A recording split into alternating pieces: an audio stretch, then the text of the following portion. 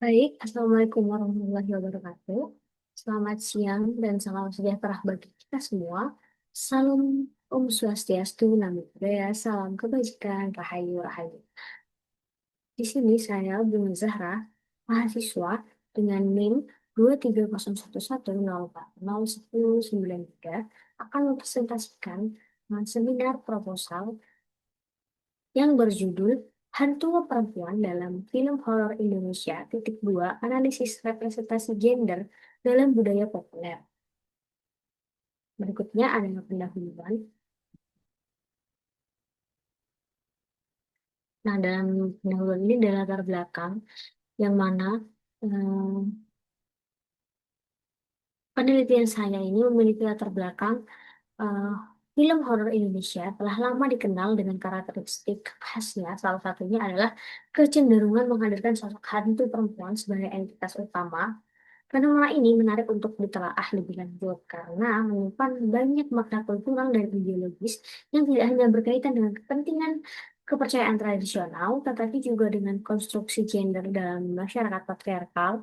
Perempuan dalam film horor tidak hanya hadir sebagai makhluk menakutkan, tetapi juga sebagai representasi dari ketakutan laki-laki terhadap perempuan yang melawan norma dan tatanan sosial. Ini dikutip dari Barbara Craig 1993. Nah, kemudian kehadiran hantu perempuan dalam film horor ini tidak lepas dari cara kamera dan narasi membentuk tubuh perempuan sebagai objek pandang atau object of gaze.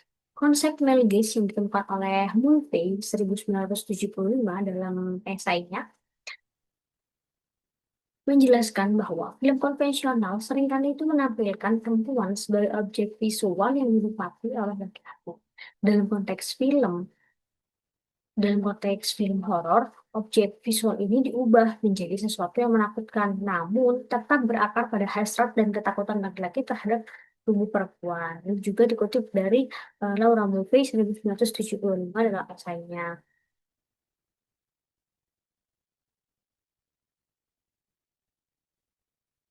Nah, fenomena ini menurut saya penting untuk diteliti, memahami bagaimana media, khususnya film, turut berperan dalam mereproduksi stereotip dan ideologi gender dalam budaya populer. Oleh karena itu, penelitian ini tuh bertujuan untuk menganalisis representasi perempuan dalam film horor Indonesia dengan pendekatan semiotika dan teori feminisme. Kemudian ada rumusan masalah. Berdasarkan latar belakang yang sudah tadi saya jelaskan, rumusan masalah dalam penelitian ini ialah mengapa perempuan pun lebih sering dihadirkan sebagai hantu dalam film horor Indonesia. Nah, adapun tujuan penelitian dari penulisan ini adalah untuk mengetahui alasan mengapa perempuan lebih sering dihadirkan sebagai hantu dalam film horor Indonesia. Berikutnya ada manfaat penelitian.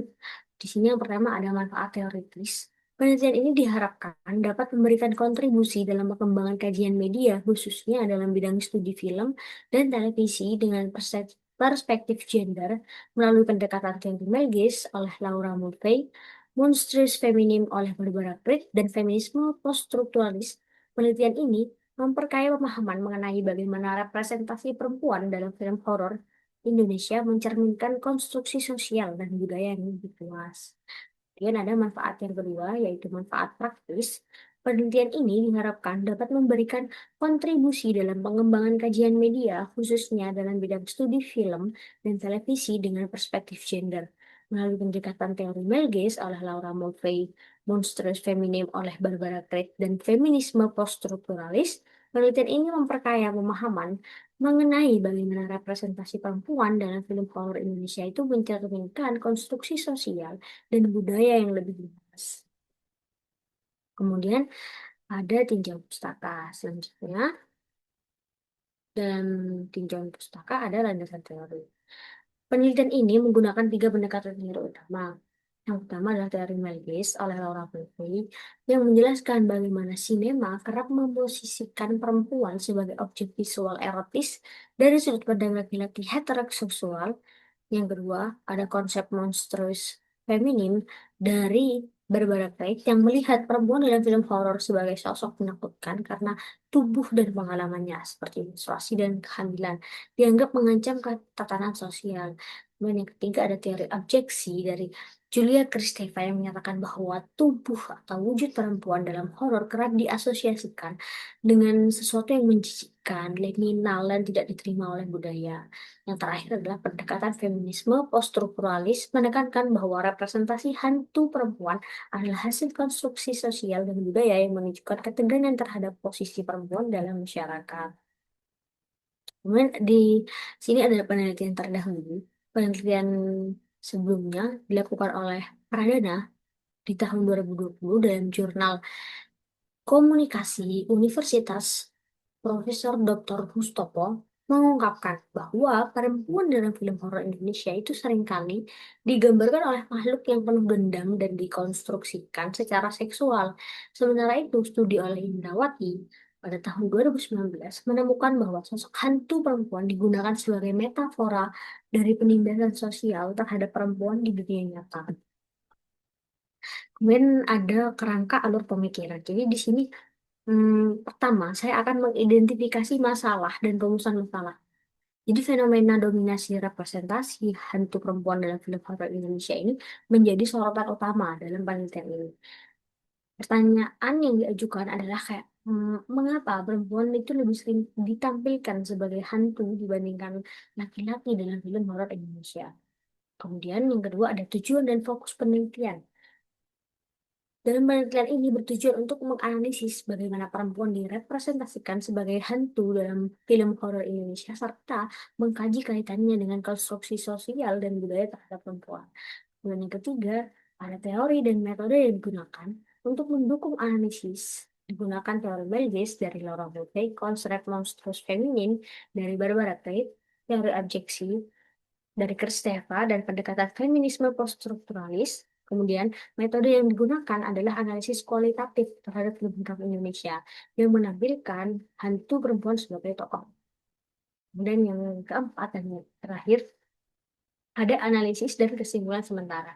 Jadi, analisis dilakukan dengan mengaitkan temuan dalam film dengan teori-teori tersebut untuk memahami makna dari representasi perempuan sebagai hantu.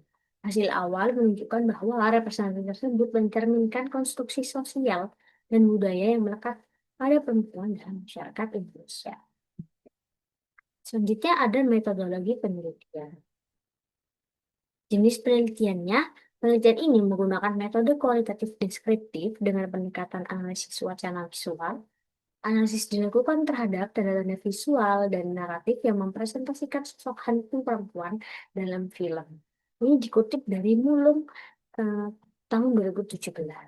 Kemudian teknik pengumpulan datanya ada dua, yaitu studi dokumentasi, contohnya mengobservasi terhadap film, kita menonton filmnya dan kemudian mengobservasi, melakukan observasi gitu dalam menonton. Yang kedua adalah studi pustaka, yaitu kajian teori dan penelitian terdahulu. Jadi membaca, gitu, seperti membaca serta mempelajari penelitian yang sudah ada sebelumnya. Kemudian ada teknik analisis data.